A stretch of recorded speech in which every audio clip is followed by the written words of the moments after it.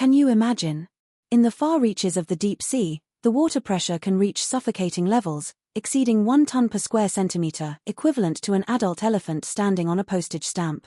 Yet, it is home to mysterious creatures of all shapes and sizes, seemingly from another planet. How do creatures survive in such a harsh environment? Marine biologist William Bibbay and explorer Jacques Piccard were deeply curious about this mystery.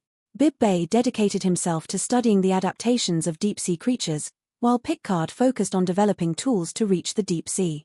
Could they unravel the secrets of deep-sea survival and uncover the truth of this unknown realm?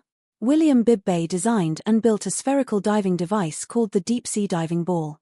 In 1934, he used this device to descend to a depth of 923 meters, like a brave explorer venturing into the unknown darkness. There, he saw many strange creatures, some of which had bioluminescent bodies, like tiny lanterns in the deep sea, bringing a glimmer of light to the pitch-black world. Jacques Piccard, meanwhile, developed the more advanced deep-sea submersible, the Trieste. In 1960, he and his companions successfully descended to a depth of 10,916 meters in the Mariana Trench, breaking the then-current diving record. This dive opened a door to the mysterious world of the deep sea, giving humanity a more direct understanding of it. As the diving depth increased and research deepened, scientists discovered that deep-sea organisms possess unique physiological structures and survival strategies. For example, some fish have very thin and flexible skeletons, and their muscles are more relaxed, allowing them to better adapt to high-pressure environments. This discovery completely overturned previous understandings of biological survival conditions, revealing that life can evolve such amazing survival methods in extreme environments.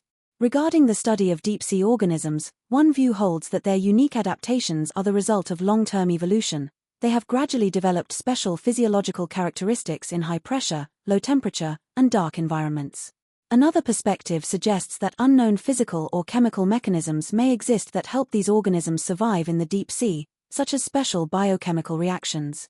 Both perspectives are based on some research, but further exploration and verification are needed.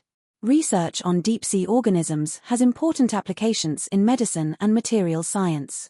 Special substances extracted from deep-sea organisms may be used to develop new drugs to treat some intractable diseases.